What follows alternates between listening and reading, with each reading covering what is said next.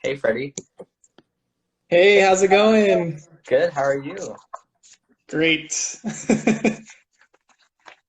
Let's see. So we went live with Little Manila here. We're gonna just take a moment. Hi, anyone who is here in the chat. We're just gonna take a moment to do some like sound checks and to make sure both of our ends are working. Hello, welcome. Hello, We have hello. another person joining. So it is about 5 p.m. And I think we can get started with today's IG Live.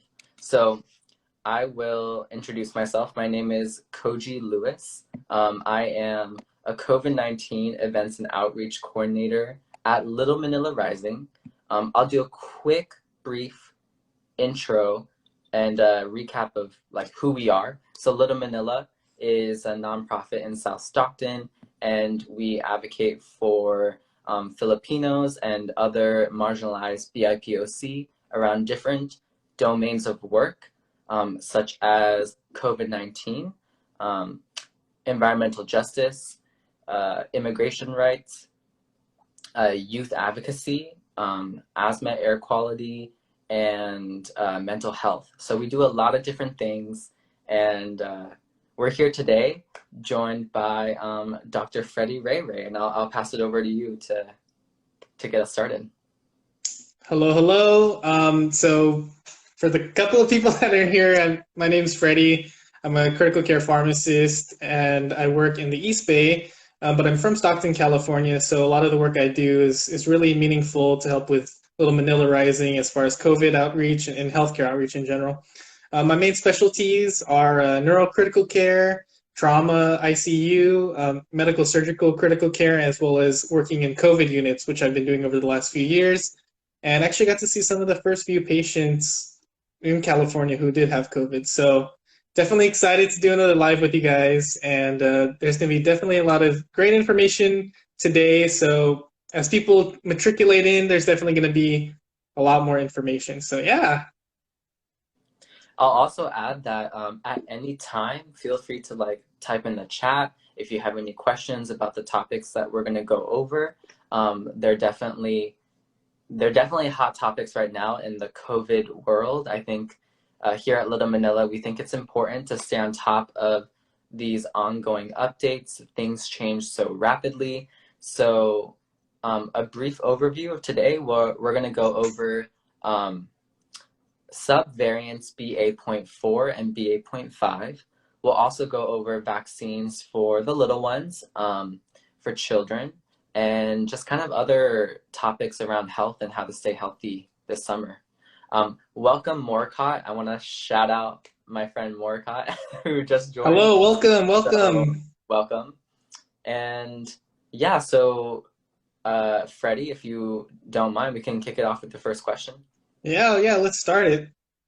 Yeah, so recently there has been a lot of talk about COVID-19 subvariants in the news. I've seen it in the New York Times, the Washington Post, and CNN. All these articles and their titles seem kind of alarming. They're kind of like big, flashy titles.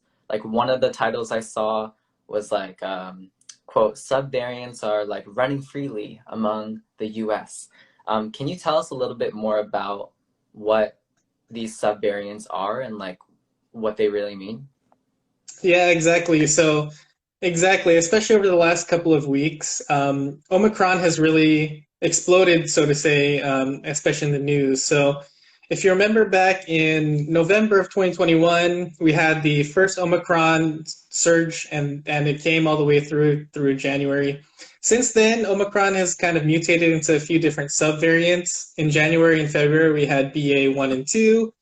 And more since March through now, and we talked about it in our last sort of IG Live, we have BA.3, 4, and 5.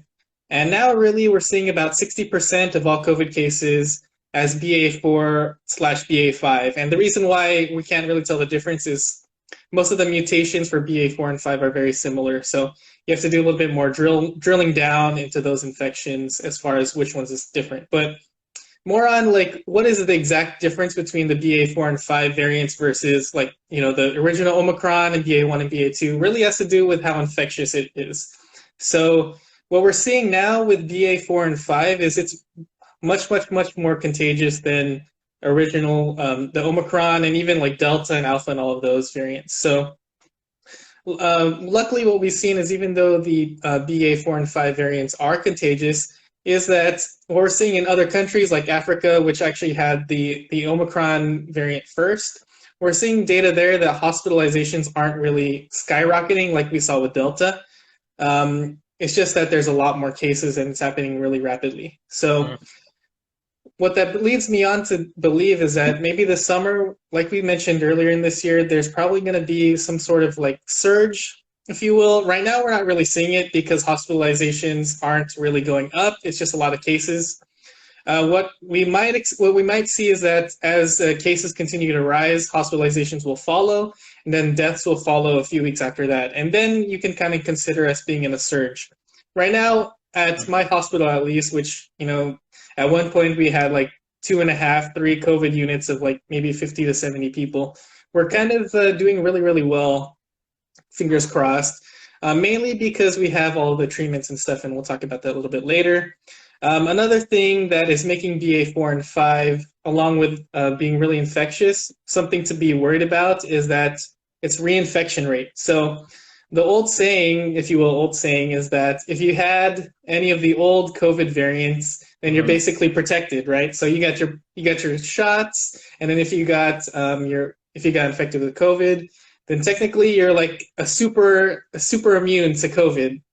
Unfortunately, Right. because of the mutations with BA.4 and 5, we're actually seeing that reinfections are happening much more frequently and then also much faster. So, for instance, if you are someone who got infected with COVID before March at any time, you are more likely to get reinfected with BA.4 and 5. So that is something that you didn't really see before with like if someone was infected with Alpha or Beta or Delta.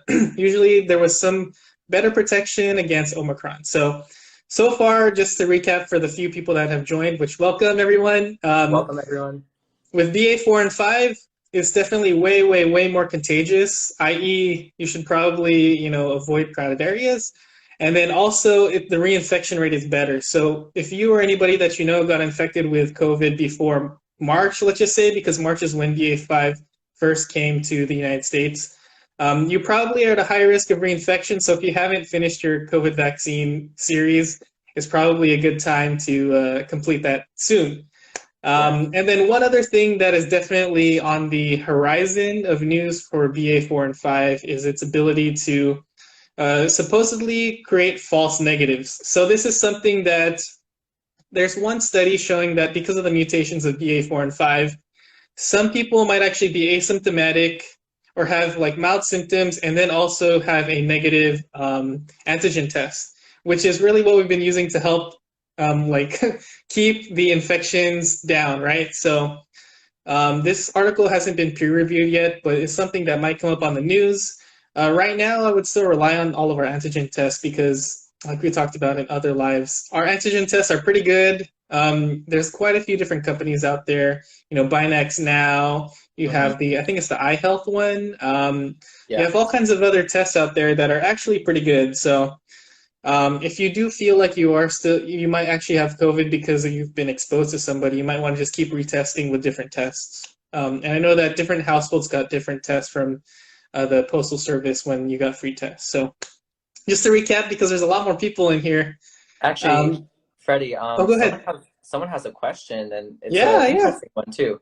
So for those of you who just joined, where Dr. Ray is talking about Omicron subvariants BA.4 and BA.5. Eskrima _ film asked, would you say that it's safe to grocery shop in person or still continue switching to delivery? Okay, wow, that's a great question. Yeah, so I do think that it's totally okay to go grocery shopping, do your normal daily tasks, go to work, do your, not chores, but do your errands and stuff like that in person. Again, even though BA.4 and 5 is really contagious, you can kind of mitigate your exposure yourself, right? So wearing like a KN95 mask, making sure that you're sanitizing your hands. And if you do touch fruits and all that stuff at the grocery store, make sure you carry a bottle of sanitizer with you and you don't touch your T-zone or like the places where you'd most likely get infected. Another Right. thing you want to do is if you go to like a smaller grocery store, let's just say like a local Asian mart or something like that, which are, prevalent in Stockton, you might want to just be careful with like crowded areas. So if you know there's a lot of people in one area, just make sure you're wearing a tight fitted mask and then maybe not linger there so much. And or make sure that you go to a grocery store that has great ventilation. So doors Yeah. are open, air conditioning sort of thing. And just try not to and if you see everybody in the store isn't wearing a mask, maybe it's a store you either avoid or don't spend too much time there, or you go to like a store where more people are wearing masks, something like that. But I don't think that you need to necessarily avoid civilization at this point in time. And I'm not laughing at your question, but I know that with us returning to like, normalcy, if you've already had your first series, if you've already had your booster, like 3 doses, you're pretty darn protected, even against Omicron BA.4 and 5. So I wouldn't necessarily stop everything that I've been doing for the last year. I would just, take more precautions. So, for instance, over the last few months, as COVID and stuff kind of has, melted away, I've personally, gone out to eat more and, maybe wear a less protective mask. But now that with BA.4 and 5 kind of on the rise, I'm a lot more susceptible to, at the gym, I'm wearing KN95s. If I'm at the grocery store, I don't take so long. I make sure to sanitize whenever I'm in a closed, enclosed area and things like that. So I wouldn't say like, yes, this is something to be worried about, but you don't necessarily need to like, you know, avoid civilization. I'm just going to keep it that broad. But yeah, no, that's a great question. I do know that you definitely want to be as safe as possible for you and your family. Hmm. And we have mitigation strategies for that. So getting vaccinated is number one, right? At least 3 doses, so you get your primary series and a booster.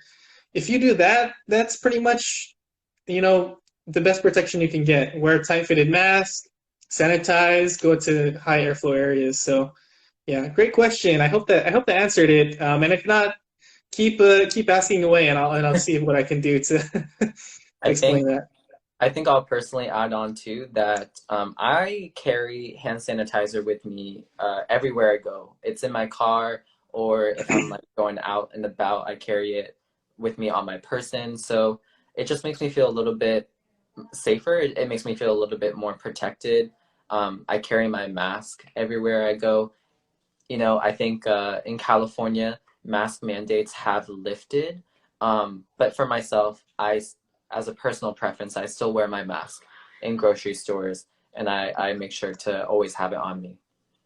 Yeah, I mean that's totally okay. Whether you always wear a mask or not, I think like depending on your comfortability with like protecting yourself, right? So, keeping a mask in your pocket doesn't really hurt me keeping it in my pocket. And if I really don't feel comfortable in a certain situation, I'll just put it on real quick, and that's that. So, if you are still kind of like iffy about, should I wear a mask around people or not, like definitely if you have people, I guess one thing I'll add is like, you got to weigh your risk and benefits, right? If you live with elderly people at home or high risk people, or you yourself are you immunocompromised or had cancer, lung transplant or something like that in the past, or you're on, steroids because of some other reason, you definitely want to protect yourself. And again, masking, vaccines, it's kind of like gauging the situation.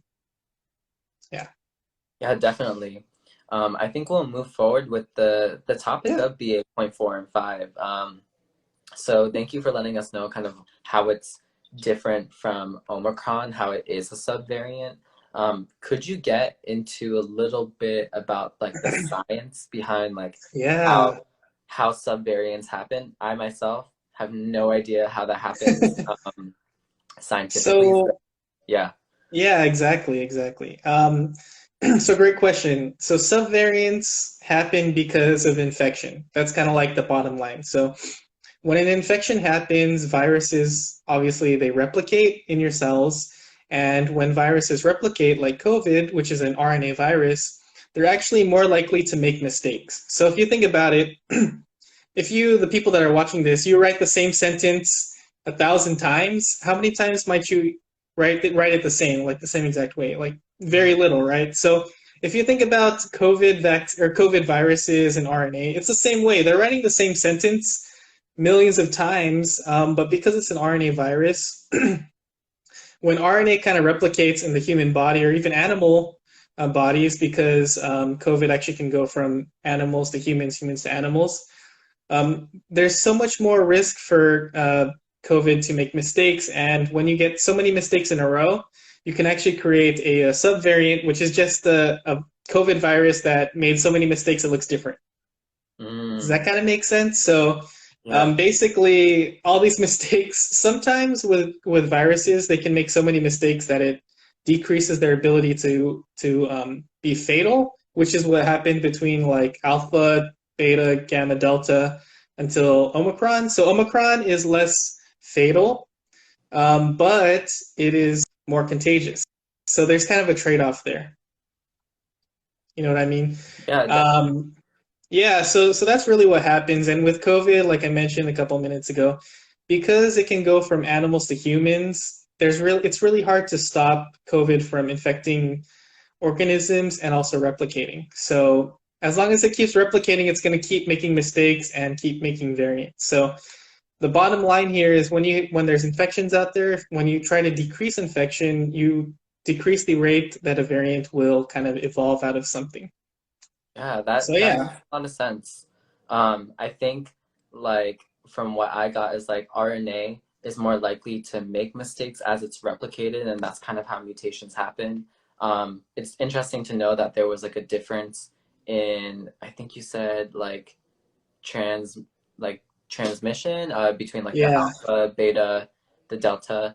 Um, for these subvariants, for the current ones, are there any new symptoms? Like, did the mutation make any new symptoms to look out for, or are they mostly the same Right. from Omicron? Yeah, so for the most part, the symptoms of BA.4 and 5 are very similar to the normal Omicron symptoms, so and flu symptoms in general, right? So you have your fever, sore throat, cough, headache, those sorts of things, fatigue, muscle ache, shortness of breath, and all those sorts of things.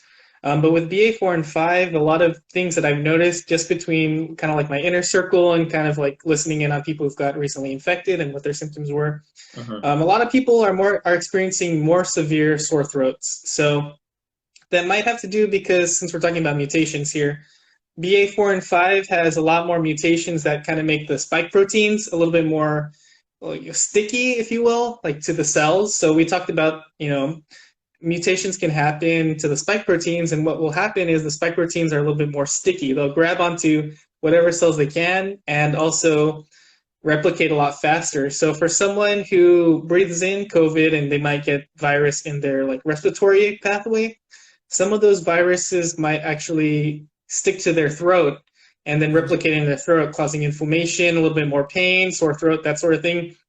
Another thing that I'm seeing is unlike maybe the earlier Omicron variant and maybe like the end of Delta, we're actually seeing more people getting loss of taste and smell, which kind of went away for a little bit. I know that with Omicron in January and February, some people didn't lose their taste and smell at all, whereas now people are reporting loss of taste and smell more frequently. So that's something to think about. And then another thing is with Omicron kind of mutating into this more contagious variant, it's finding different ways to maybe like replicate itself without being detected. And one of those things that might be happening here is people are getting less fevers. So I've noted that people might test positive with like their at-home test, but actually don't have a fever. And then you kind of like get confused, like, okay, it's been about 5 days. Do I actually, and I don't have a fever, but I'm testing positive on my antigen test. What do I do, right? Yeah. And so you run into these weird situations like, okay, I don't have a fever, so I met that criteria, but I still have a positive antigen test. So what do I do, right? So that sort of thing. And that is what I feel like we're seeing. So kind of to recap with some of the new people here, which welcome. We're talking about COVID BA.4 and 5 symptoms that are different. So on fire sore throat, so much more severe sore throat. That might be due because BA.4 and 5 is more like sticky, if you will, and might be more living in the like upper respiratory area versus like down in your lungs, like older variants. And that might be why it's more mild in general, because it's living up here versus down in your lungs.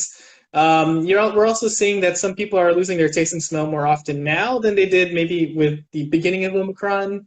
So that's very interesting. And also, we're seeing people who are testing positive but are not having a fever, but are having, cough, congestion, and those sorts of things. So it can be confusing when you're trying to figure out when you can be out of quarantine. And again, to like add on to that, kind of just keep testing yourself every 48 to 72 hours, monitor your symptoms, and then kind of go through like that full 5 to 10 days worth of quarantining if you're not having a fever but still testing positive.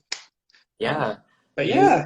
Before we move into like my next question, because you mentioned a really good point about like keep testing and keep up that the protocol.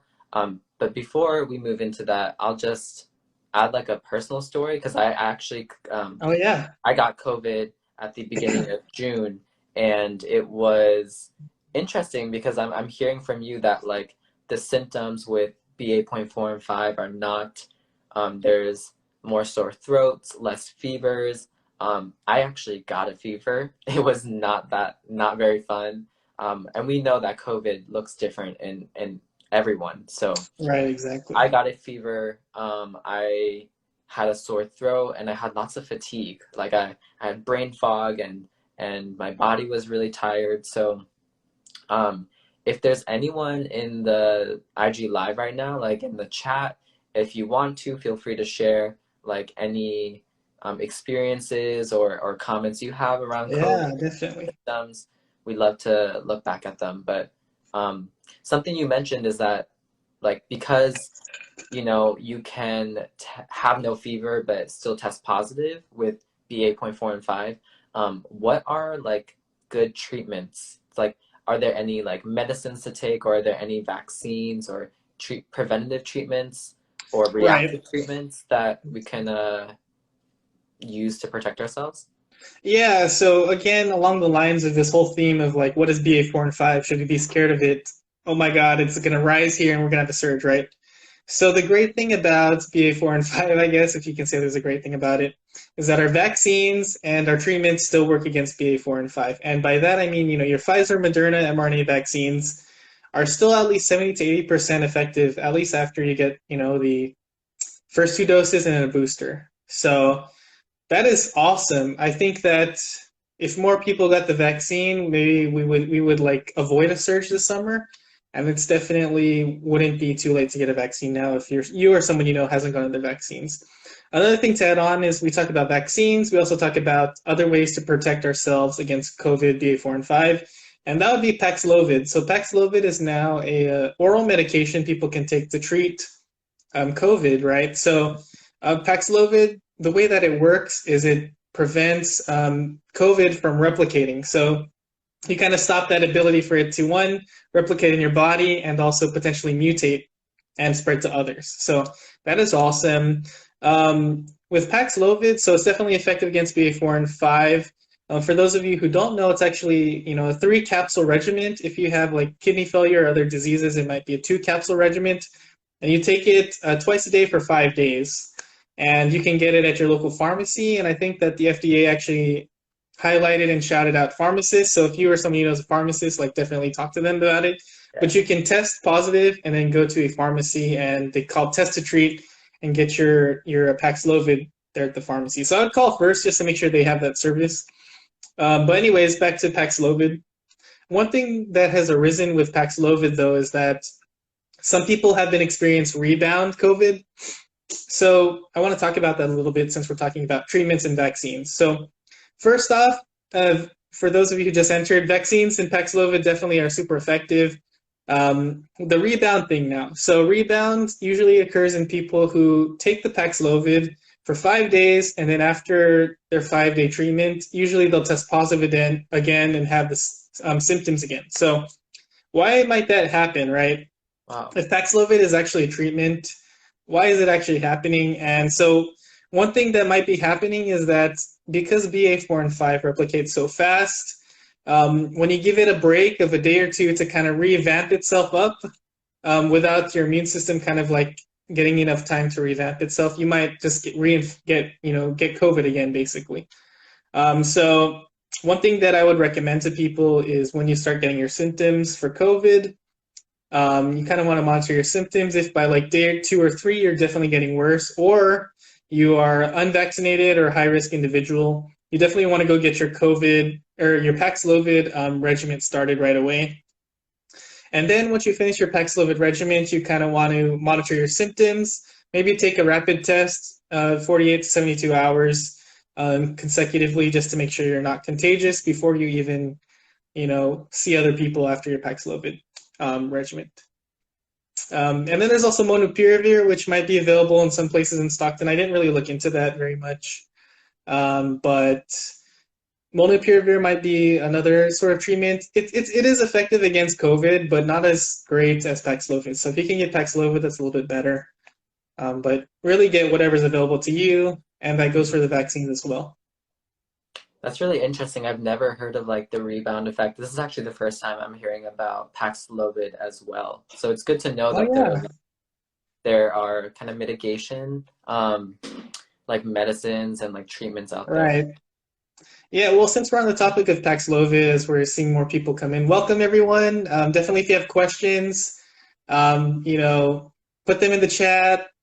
Definitely want to hear what you have to say and answer them. But back to Paxlovid, some things you want to watch out for since this is your first time kind of learning about it. So antiviral medication, cool. 5-day therapy, cool. You can get it at a pharmacy. That's really cool. One thing you want to think about, though, is if you take other medications, you want to talk to the pharmacist or your physician to make sure you don't have any drug-drug interactions. So the one bad thing about Paxlovid is it's with most antivirals, you have drug-drug interactions. So you want to make sure that the medications you currently take don't worsen symptoms in your body or mess up like your organs or things like that while taking Paxlovid. So some examples of things that might interact with Paxlovid, blood pressure medications, diabetes medications, other antiviral medications. So there's a long list of medications that actually some people have to go through an entire thing. And definitely talk to your pharmacist. They're always great resources. You can also message me. You can also talk to your PCP and things like that. Go ahead. Someone actually had a question about test to treat and like first of all, like what does test to treat mean? And specifically right now, the Mango Knight said, is test to treat the thing where hospitals give you goodie bags after taking a negative COVID test? That's what my auntie said. Interesting question. I personally have never heard of that, and I work closely with our pharmacist and team in the emergency department. I personally haven't heard of that, and in the pharmacy, we don't usually prepare any goodie bags that I'm aware of that we would give to people who are negative. Test to treat. Okay, so test to treat is when you, at least from my knowledge, I don't work hand on hand in this situation, but if you test positive for COVID, you can go and show your positive test to the pharmacist that have these services, and what they can do is prescribe you Paxlovid. So that's what test to treat is. I'm not sure about the goodie bag portion. I'm sure that if you do have a other disease and you have to leave the hospital, they'll probably give you everything you need onboarding process, so that way when you go home, you have whatever goods you need, so that way you can be comfortable at home. But no, I don't think we give goodie bags. I could be totally wrong though. That's. I mean, maybe that person's auntie just got lucky. Yeah. And she got extra resources, which is something every community wants. Definitely. Great question though. I appreciate all of the participation. Yeah, the chat's really great today. So thank you everyone who's joining and asking these questions. It's really awesome. So thank you, Freddie, for talking a little bit about Paxlovid. Paxlovid. Yeah, I'm like, how do I pronounce that? Do you want to also talk a little bit about potential Novavax coming? Yes, I was just going to bring this up. Thank you. Yeah, so this is exciting stuff, guys. As you can tell with my smile, I'm so excited to just be here and talk to the people that are here, because this is like breaking news, sciencey cool stuff. So anyways, So besides the Pfizer, Moderna, mRNA vaccines, we have J&J if you really can't take Pfizer and stuff. But besides that, we have Paxlovid, we have Molnupiravir, we have bebtelovimab, which is a monoclonal antibody that works against Omicron. So we have all these things so far. But on top of that, we have new vaccines like Novavax. So Novavax just got approved this week for EUA, emergency use authorization by the FDA. And the thing that makes, right, the thing that makes Novavax really interesting is that one of the biggest barriers to people getting the Pfizer Moderna vaccine is that they were afraid of the mRNA technology. So a little bit of background about that. Some people to this day still think that the mRNA technology messes with your genetic material, which it doesn't. mRNA doesn't enter your nucleus and mess with your DNA, so that's kind of false.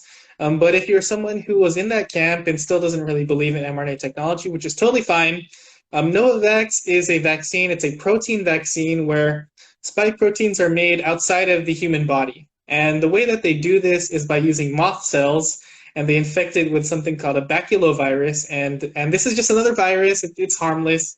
And with this virus, they make it so that way this virus makes COVID spike proteins in moth cells. So then they harvest the spike proteins, put it in a vaccine with this certain chemical from the, let me see if I have it here. So a certain chemical from the, I forgot what tree it is, but it's called a saponin, and this basically enhances the vaccine and makes it super powered. So anyways, the main point with Novavax is it's an old technology that you see in HPV vaccine, hepatitis B vaccine, Tdap vaccine, so many other vaccines out there that we've used for so many decades. So hopefully it kind of bridges the gap between the people that avoided the mRNA vaccines for whatever reason, and are more comfortable taking an old school vaccine, if you will. So Novavax, in that sense, is really great. Some other things about Novavax: it is about 83% or so effective. It's a 2-dose regimen, and as far as signs and symptoms so far, there are a lot more reported mild symptoms after the second dose compared to the mRNA vaccines. And one thing that I didn't really look into very much, but saw on a headline the other day, is that one of the main symptoms of the Novavax vaccine is if you are allergic to some of the ingredients, it can cause an allergic reaction, which is with any vaccine. So that's more to be determined. But if you're someone who either had a bad reaction to the mRNA vaccine and didn't finish your series, and you might want to take a look into Novavax, that's definitely something to look into. If you're interested in learning more, I'll probably have a video on Novavax very soon. And if you follow me on my Instagram, I do have some Novavax posts that you can check out that kind of like talk about like what you need to know so far. So to kind of recap Novavax, it's an old technology used in new ways. It's pretty safe, 83% efficacious, and this is against, I believe, Delta. So it was later on last year. I don't remember the exact timeline. And I think it's a 2-dose regimen. I don't know if a booster will be necessary, but we'll definitely TBD on that. And then one other thing on vaccines, since we're on the vaccine topic, if you don't mind, is that there's actually a Omicron specific or Omicron or COVID bivalent vaccine. So this will be like our older vaccine plus Omicron strain. So this is something that people are really worried about. I was listening to the CDC White House correspondence on vaccines this week, and that was one of the biggest questions all the news people were asking. You know, if I get a booster now, does that mean that I won't be able to get the Omicron specific variant vaccine later? And I have two kind of takes on that. One, if you haven't finished your series, so getting 2 vaccines and then a booster, or your 4th dose if you're a high-risk patient, definitely get that now versus waiting. Again, you want to protect yourself now. And for those of you wondering who are younger, less than 50, who already have 3 vaccines, you don't really need a 4th one. I would hold off to see how things play out, because 3 vaccines is pretty good. Yeah. If you are thinking about getting the Omicron variant vaccine, some things that are currently present in the data is it's only giving you a 1.5 times antibody sort of protection compared to our current vaccine. So unless there's better data out there, I don't know when the Omicron variant vaccine will actually come out. some people are kind of 50-50 on whether this will be beneficial versus just keeping our current vaccines.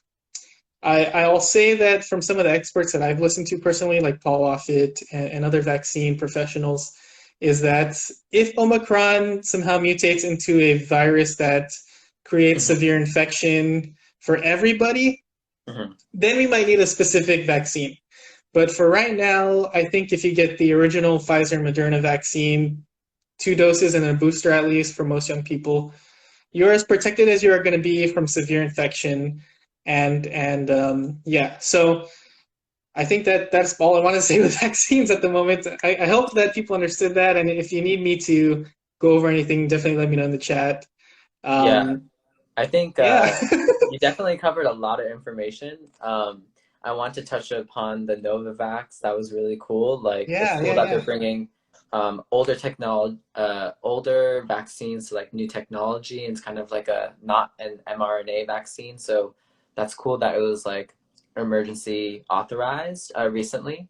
And thanks for the heads up about Omicron and like an Omicron specific vaccine that's really hotly debated. That's I see that a lot. yeah. Um, and yeah, honestly, I'm gonna take a quick step aside from COVID because the Mango Night earlier had a really had a question because I think they like your style, Freddie.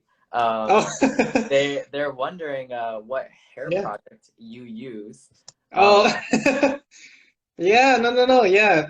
First of all, Mango Night. Thanks for all the participation. This is yeah, awesome. This is like so fun. super lit. So honestly, I use Imperial Pomade Gel, so you can get on Amazon. It's like a gel pomade thing that for me, because my hair is super straight, it will want to spike up, and that's how I used to have my hair, and I don't want that to happen anymore. So I use kind of like a gel pomade, Imperial Pomade. Sponsor me Honestly, if you're out there. No. everyone who's joining, basically come here for COVID updates, but also for hairstyle tips and how to look pretty fly because Freddie definitely reps Thanks that for the look. compliments. Thanks for the comments. This is awesome. I think we're getting decent turnout. Like honestly, my Definitely. goal with all of these sorts of things is to like change one person's life and things like that. So if you're here, share the news with those who need it, and hopefully we'll post a post. We'll post a video sometime in the future for you guys to watch Yeah. again. All right, more questions. Actually, this video will be posted right after this IG, like when the live goes down. I'll post it on our actual account. So Nice, and possibly on Trauma Sister X YouTube channel, maybe. yeah, So yeah. At the end, I we'll guess definitely plug in yeah, yeah, yeah, um, yeah. Dr. Ray Ray's channels too. But we also have some other questions. We have another one. Yes. If we lost our original vaccine card, what would be the process to replace that? So great question. I believe what you can do is on the California.gov website. I think you can search for your vaccine status on there Yeah. because everything should kind of be synced. So honestly, if you lost your card, I would just try to find it on your phone and screenshot it, and that's good enough. Because it's through, yeah, it's all digital now. So I think you can actually just screenshot it on your phone. I think having the cards initially was kind of because we were in panic mode. Yeah. But now that everything is kind of up to date, like I can see all of my patients' COVID vaccines, so that way if I need to recommend them to get a booster while they're in the hospital, I totally can. So definitely check out I forgot if this is covid.california.gov or one of the COVID Yes, it websites. You is. can definitely find your vaccine status there because now that it's all digital, you can use it to travel and stuff like that. And I think you could download an app to have it on your phone as well, so you can have the QR code and stuff like that. So if you lost the card, that's unfortunate, but I don't think it's really necessary anymore now that it's all digitalized. Yeah, definitely. So honestly, this is crazy because we had a little other topics that we were going to go over, but um, we are coming close to time. I think it's been Wow. really fun talking to everyone and like answering questions like, live. That's the whole point of the IG live. But yeah, Freddie, do you want to kind of, I think it's cool to wrap up this IG live with BA.4 and 5, because honestly, we'll be talking to you again. Like, Yeah, I well, do. We had so many topics planned. I do kind of want to just like take a couple minutes just to we talk can, about yeah, the, yeah, all right, the childhood vaccines. That's cool. yeah. That's our next Is that cool with topic. Kind of, everyone? we'll dive a little bit into the new age group that opened up for vaccines. Yes. Yeah, go Warriors and Giants, let's go. All right, so really quick, childhood vaccines, because this is the major news that came out since the last time we had IG Live. So you can now get your child vaccinated ages 6 months all the way up to age 17, right? Some things to think about is currently ages 5 through 11 and ages 12 to 17. There's not a lot of those population of patients getting vaccinated, maybe because they're scared of myocarditis and all that stuff like that, which is totally reasonable. What I'll say is with the 6 month to 4 year olds, they have the smallest dose. So for Pfizer, it's a 3 microgram dose. For Moderna, it's a 25 microgram dose. So those are like 10 times more, four times more or less, or 4 times less of a dose than you would from the normal adult vaccine. So the reason why they do this is because it's shown to have the least amount of side effects. So it's very safe and also mimics the best efficacy as possible. So for Pfizer, 3 doses, very low dose, 21 days to 8 weeks apart after the second dose. And then Moderna is just 2 doses. So if you get the Pfizer vaccine for children, you're probably going to need 3 doses, whether it's the 3 small doses or for 5 and up, you probably might need a booster.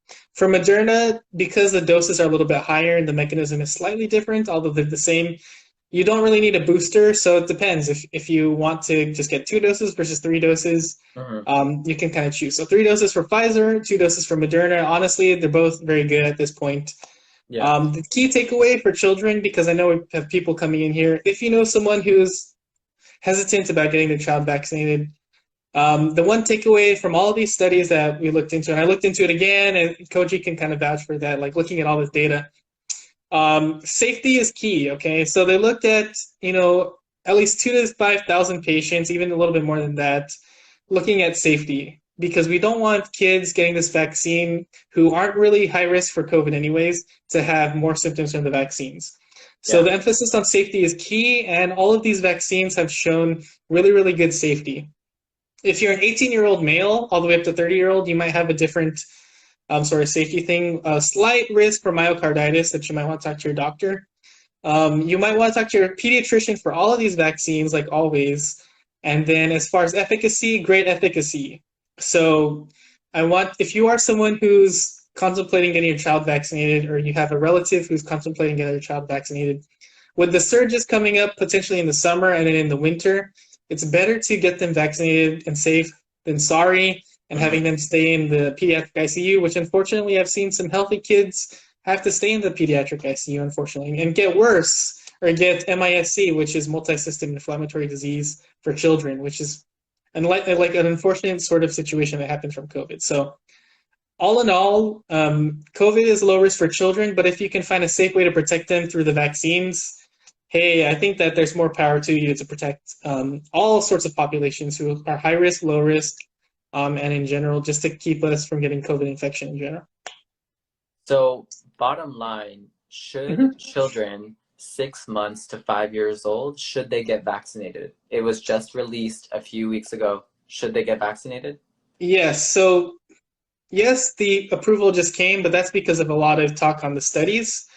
But more because these, for the ages of 6 months to 4 years old, these studies were done the most recent. And by most recent, I mean during the Omicron sort of era. So if there's any way to test how well Omicron, or these vaccines work against Omicron, it's definitely in the children. So it's showing 83% efficacy, and these are from antibody studies, so maybe not like the adult studies necessarily, but showing great efficacy. Then Omicron is super good. I think that like 100%, if they're safe and you can get it and you don't have any allergies to these vaccines, totally, you should protect yourself as best as possible. Just for that little risk, you might end up in the hospital if you're a kid. So definitely, if I had a kid right now, age 6 months to 4 years old, I'd definitely get them vaccinated because of the data that's out there and how strongly I feel about protection versus getting MISC. and any other risk factors that might be related to COVID infection. So I hope that kind of wraps that up for childhood vaccines. As more data comes out, we'll definitely know, but we know a lot of data. So, as we're kind of wrapping up here, with the COVID vaccines, 100 million, billions people have gotten COVID vaccines, and now for children, we've definitely seen an uptick in better protection for them, and definitely something that you should get if you're interested in getting vaccines for your children. Yeah, and so some new people have joined, obviously, in the last like 5 minutes. There's a question from Confidently You with Ernie saying, I heard there's a new strand of the virus as well. Will the vaccine help with that as well? And Dr. Ray Ray actually did mention BA.4 and 5, and you can answer the question there. Yeah, so okay, so BA.4 and 5, the vaccines work really, really well against them for preventing severe infection. So you might get a mild infection, which means you stay out of the hospital. But for most people who aren't high-risk individuals, immunocompromised, that sort of thing, as long as you get your 2 doses and then a booster, so 3 doses total for most young people, that's probably as good as it's going to get for preventing you from going to the hospital with severe infection. You might have a pretty bad cold, but again, you have other strategies to prevent yourself from getting infected, like masking, social distancing, sanitizer, and all that stuff. One thing that maybe you heard is there's a new strain of COVID called, I think it's BA.275 or something like that, that combines BA.4 and 5 with some of our old variants. That is like on the tip of the iceberg. So I didn't want to mention in this one because we don't know much about it. Interesting. It might be a game changer, and we might need to do another IG live just on that. But for right now, BA.4 and 5 is about 60% or more makeup of our entire COVID infection. So that is the dominating strain. And again, we want to focus on dominating strains and what that means for our populations and our communities. So COVID vaccines work, Paxlovid works, and molnupiravir works. All the stuff we have so far works. Bebtelovimab, a monoclonal antibody, works. So we have a lot of options that hopefully provide you more confidence, in addition to masking up in crowded areas, like avoiding high-risk situations. So you can live your life this summer without, having to be really as scared, if you will, I think a good takeaway while we wrap up this IG Live is, vaccines for children, vaccines for any age, keeping your hygiene protocols up, like staying masked, social distancing, avoiding large crowds, keeping your hygiene up, testing when you can. That will all help greatly this summer. When you want to go out to an outdoor picnic or a party, or you want to go to a concert or see your elderly loved ones, I think getting vaccinated and staying safe and just being proactive while doing so is going to be great. Yeah, just echoing all the stuff you said, Koji. Definitely, if you're worried about getting sick with COVID amid a potential surge, do all these things. You protect yourself as best as possible, and that's the best thing you can do, among other things. But hopefully this sheds some light on the confidence that I personally have with all the data that we have now with COVID. Mm-hmm. We might have more cases. We might have rising cases. Omicron so far hasn't shown that it's more deadly than like Delta or something, but that can always change, obviously. But for right now, this is all the data we have from other countries, our current data. And again, just to echo again, vaccination, masking, social distancing, avoid low airflow places, try to do outdoor dining if you can. All that stuff, we've been studying this for the last couple of years. We know what kind of works. We know what doesn't. We have mitigation strategies so you can take care of yourself at home, all kinds of stuff. And if you want more information, definitely check out all the links from Little Manila. Yeah. And also from my IG and YouTube, and I'll be doing more stuff about that and stuff like that. But for the few people that are here, I guess, should I just plug my stuff into wrapping up? So go ahead. Freddie, feel free to plug your YouTube and your Instagram. Yeah, so I do have an Instagram, TikTok, and YouTube channel under the name TraumaCystRx. Help me get to 100 subscribers by the end of the month, maybe. I'm at 91 subscribers, so help me out. What I do on these platforms is try to make healthcare easier for you to understand, whether it's through little short videos, longer content, and also some people that I've made friends with through IG have actually messaged me, and I've been able to help them get to the places they need to go, give them some advice on the side, and things like that. So, anyways, I'm definitely a resource for all of you that are here, for the Stockton community, for any community for that matter, because I am a pharmacist, easily accessible, and want to just help you with the knowledge that I have. So, if you're interested, send me a follow on TraumasistRx, on TikTok, IG, YouTube, subscribe, like my videos, and definitely more content throughout the rest of the year. And I'm sure we'll have more. Oh, there you go, TraumasistRx. Yeah, we'll have more IG lives, I think, in the future, and other stuff. So. Sorry, it took me a while to like type it out too, because I'm trying to like type while keeping the camera steady. Camera. But we got you, Freddie, and we got Yeah, you. no, this Our is followers, awesome. like, Thanks to everybody that came in yeah, and out of the video. Shout out to Deanna, Kevin, Charisse, Ernie, JC, and some yeah. others who came in earlier. Like, definitely, this is awesome. Thanks so Yeah, much and for the then engagement and this the is fun. Yeah, questions. yeah. And we can, joking, we can now know and say that Freddie has great style, great use of hair product. If you need to know, hit him up in his other socials too, and for all things health related.